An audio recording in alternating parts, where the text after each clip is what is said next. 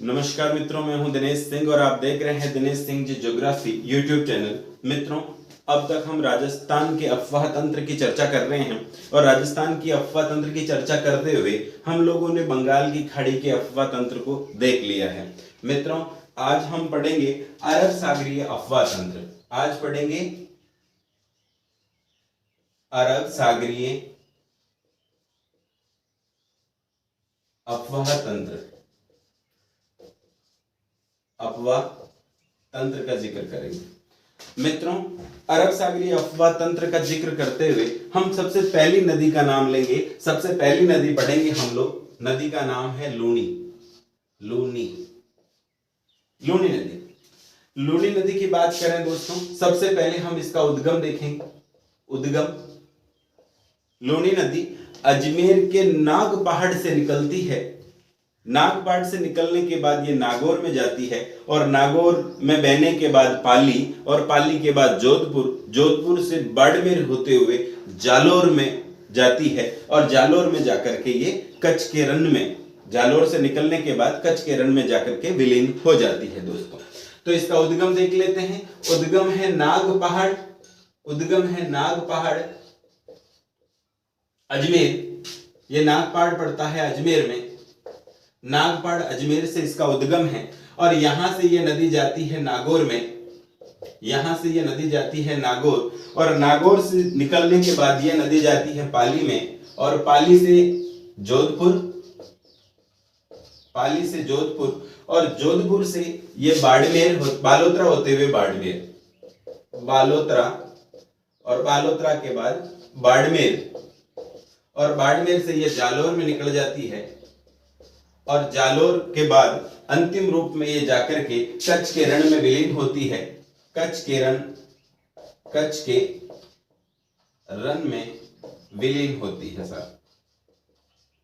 ठीक है, तो नागपाड़ से निकलती है, अजमेर में बहती है, नागौर, पाली, जोधपुर, बालोतरा, बाड़मेर और जालोर होकर के कच्छ के रण में विलीन होने वाली यह नदी है जिसे लूनी कहा जाता है। मित्रों, लूनी नदी का अफवाह क्षेत्र देखा जाए या लूनी नदी की जितनी भी सहायक नदियां हैं उनका बड़ा रोल है, क्योंकि यह मरुस्थल में बहने वाली एक महत्वपूर्ण नदी है। मित्रों, इसके जलग्रहण की बात करें तो इसका जलग्रहण क्षेत्र बड़ा है। जलग्रहण क्षेत्र लगभग 34,250 वर्ग किलोमीटर है दोस्तों।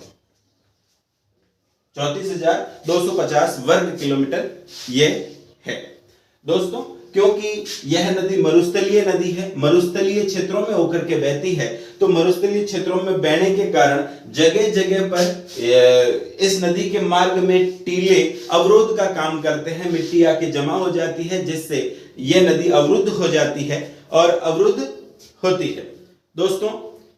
इस नदी का पानी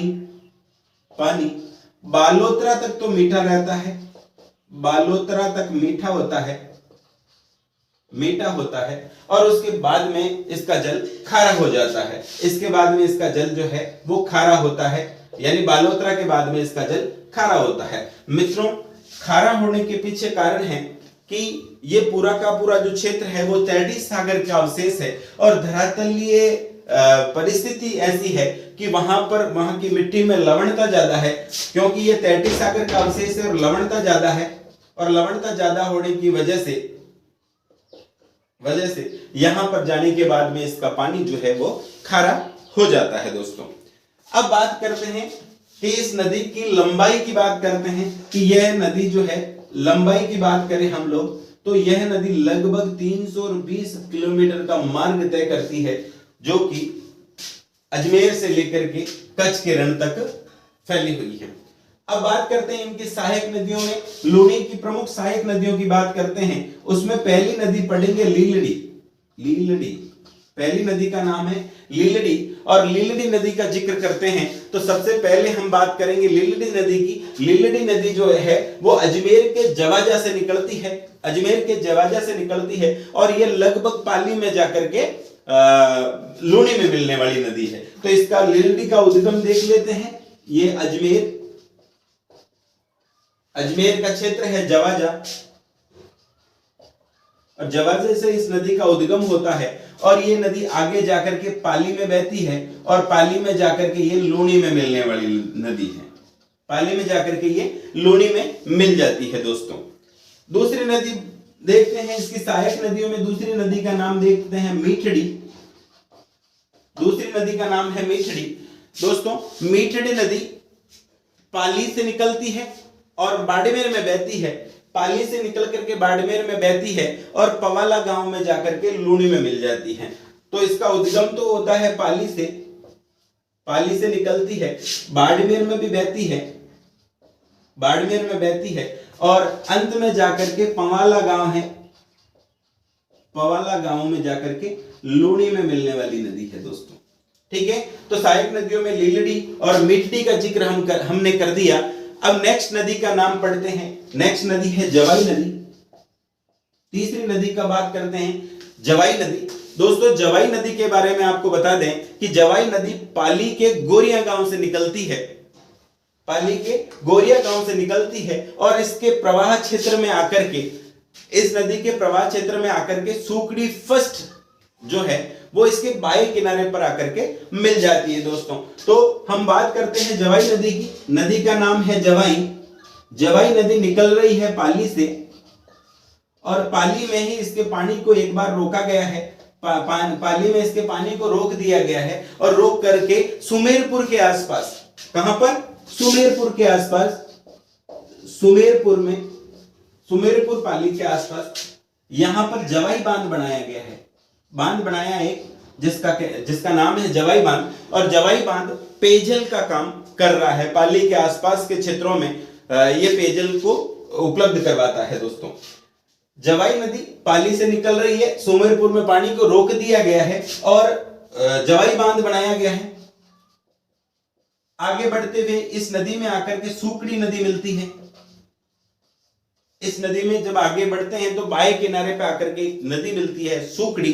सुकड़ी नदी इसके बाएं किनारे पे आकर के मिल जाती है और अंत में यह नदी वीराना नाम के गांव में जाकर के, अंत में यह नदी, अंत में वीराना गांव में, वीराना गांव में जाकर के लूनी में मिलने वाली नदी है दोस्तों। ठीक है, उसके बाद में नेक्स्ट नदी पढ़ते हैं। नेक्स्ट नदी पढ़ते हैं सुकड़ी नदी। नेक्स्ट नदी का नाम है सुकड़ी और सुकड़ी नदी अरावली से निकलती है और यह सरदार समंद में जाकर के गिरने वाली नदी है। तो ये अरावली से निकल रही है और सरदार समंद में गिरती है। इसका उद्गम तो अरावली से ही है, अरावली से है और यह है सरदार समंद, सरदार समंद में जाकर के गिरने वाली नदी है दोस्तों। ठीक है, इसके अलावा एक नदी और देख लेते हैं, बांडी नदी। बांडी नदी का नाम है बांडी नदी और ये बांडी नदी भी अरावली से निकलती है। अरावली से निकल करके ये पाली में बहती है और पाली में आगे जाकर के लालसनी गांव में जाकर के ये लूनी में मिलती है दोस्तों।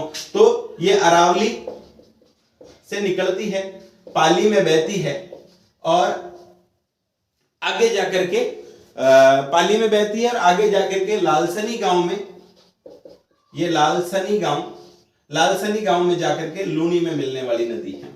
ठीक है, एक लास्ट नदी इसकी साथी नदी को और देख लेते हैं। नदी का नाम है सागी नदी और सागी नदी सिरोही से निकल रही है और जालोर में बहते हुए बाड़मेर में जाती है और बाड़मेर में जाकर के ये लूनी में मिलने वाली नदी है और इस लूनी में मिलने वाली नदी है। नेक्स्ट नदी देख लेते हैं सागी।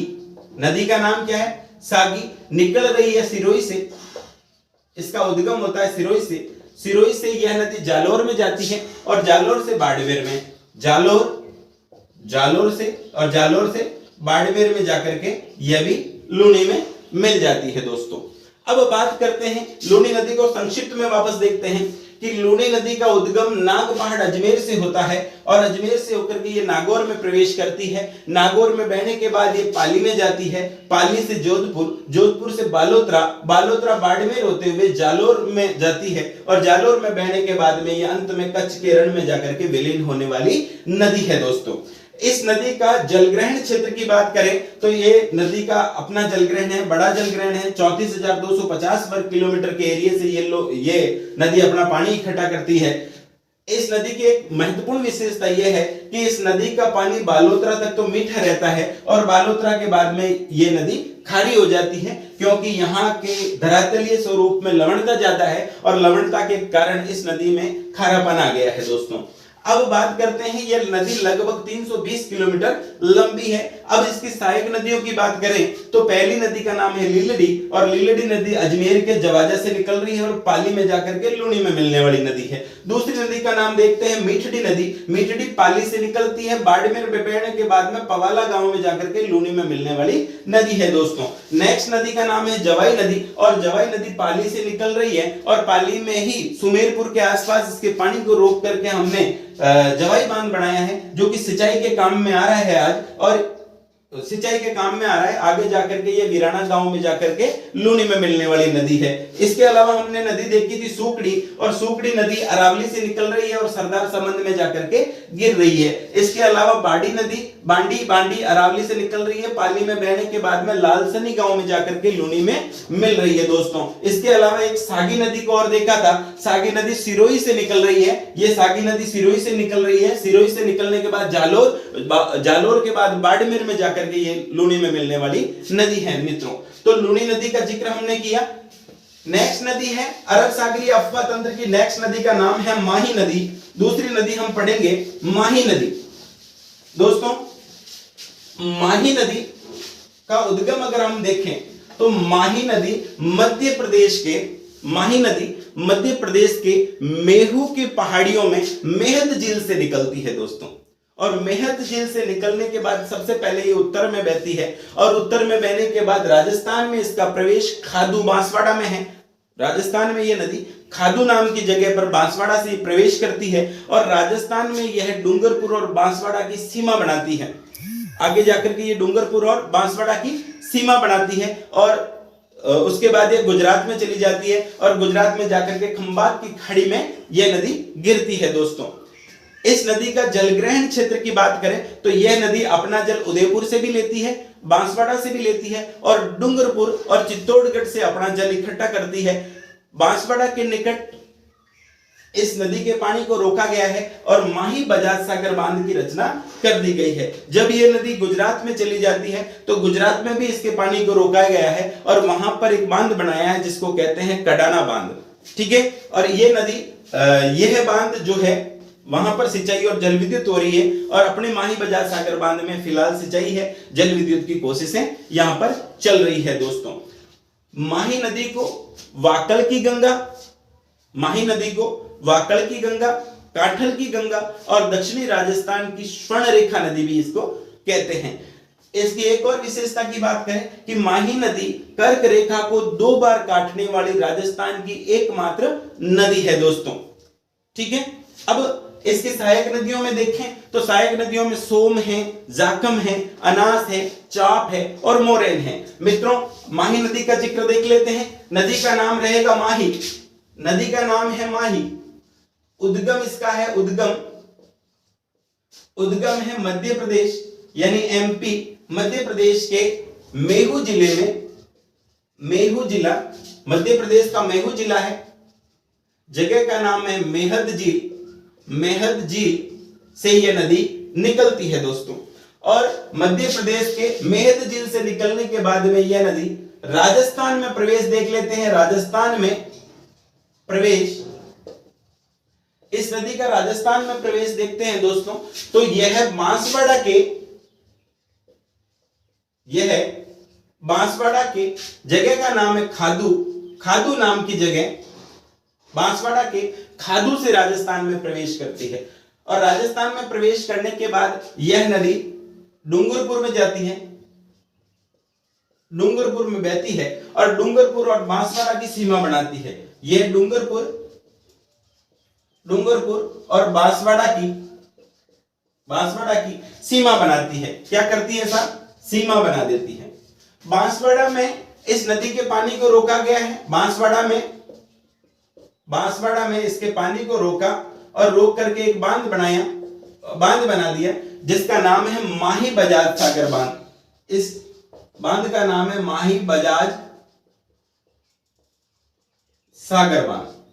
ठीक है, हमारे राजस्थान में बांसवाड़ा में इस नदी के पानी को रोका गया है और हमने इस पर माही बजाज सागर बांध बनाया है। यह बांध सिंचाई के लिए काम आ रहा है। यह बांध सिंचाई कर रहे हैं हम लोग, सिंचाई, और सिंचाई के बाद में थोड़ी बहुत जल विद्युत भी हम इस यहां से ले रहे हैं, थोड़ी बहुत, यानी कि हम अभी जल विद्युत के लिए इस पर काम करना बाकी है। ठीक है, तो राजस्थान की स्थिति आपके सामने आ गई। इसके बाद में ये डूंगरपुर बांसवाड़ा में बहने के बाद यह नदी गुजरात में चली जाती है। यह नदी गुजरात में चली जाती है और गुजरात में इस नदी के पानी को एक बार फिर से रोका गया है और रोक करके एक बांध बनाया है जिस बांध का नाम है कडाना बांध। इस नदी के पानी को रोक करके बांध बनाया है कडाना बांध। कडाना बांध बना दिया गया है और अंत में यह नदी जाती है, अंत में यह नदी खंबात की खाड़ी में गिर रही है। अंत में जाकर के कहां गिर रही है? खंबात की खाड़ी में जाकर के यह नदी गिरती है दोस्तों। ठीक है, अब देख लेते हैं कि माही नदी को माही नदी को वाकल की गंगा और कांठल की गंगा, वाकल और कांठल की गंगा भी इसको कहते हैं। इस नदी को वाकल या कांठल की गंगा कहते हैं। ठीक है, वाकल या कांठल की गंगा। इसके अलावा इस नदी को दक्षिणी राजस्थान की स्वर्ण रेखा भी कहा जाता है। कहां पर? दक्षिणी राजस्थान की स्वर्ण रेखा भी माही नदी को बोला जाता है दोस्तों। तो कांठल और वाकल की गंगा और दक्षिणी राजस्थान की स्वर्ण रेखा नदी भी इस नदी को कहते हैं दोस्तों। यह नदी कर्क रेखा को दो बार काटती है। कर्क रेखा को दो बार काटती है। यह नदी कर्क रेखा को भी दो बार काट देती है दोस्तों। अब देख लेते हैं कि इस नदी की लंबाई देखते हैं। यह नदी लंबाई देख लेते हैं। यह नदी 576 किलोमीटर लंबी है दोस्तों। यह नदी 576 किलोमीटर लंबी है।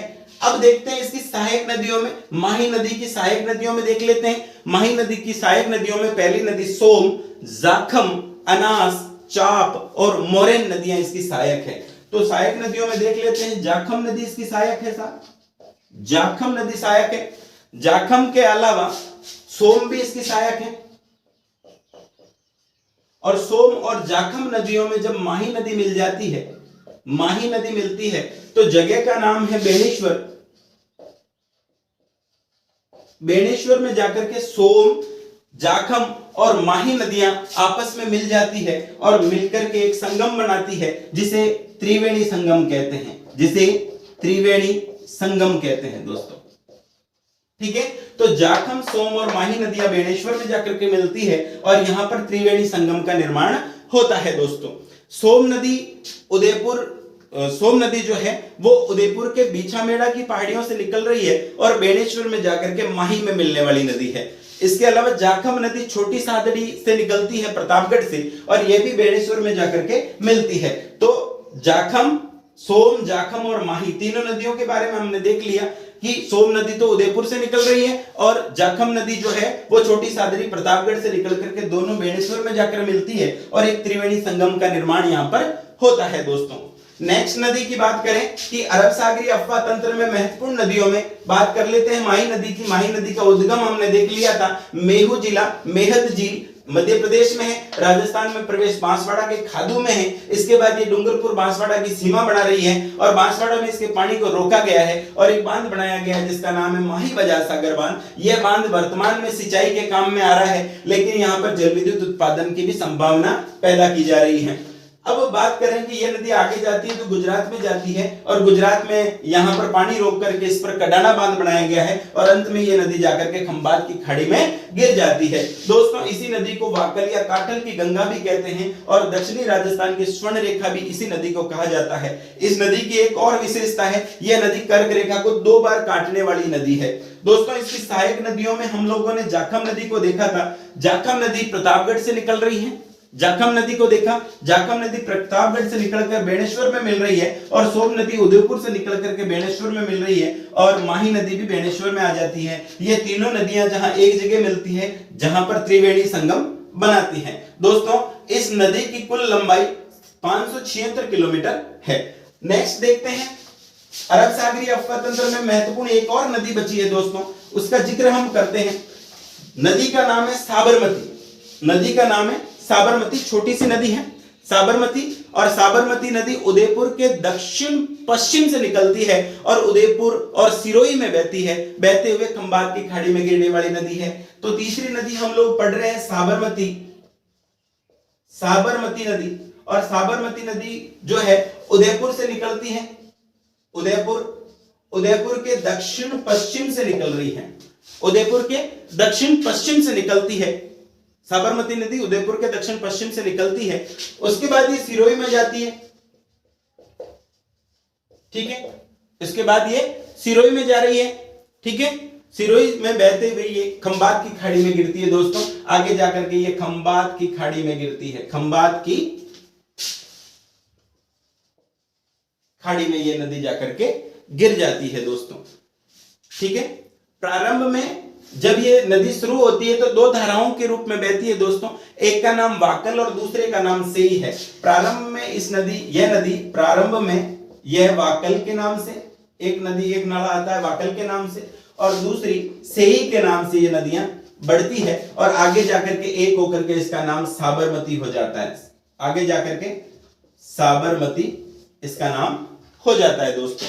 इस नदी की कुछ सहायक नदियां हैं, जिसमें हथमती नदी है।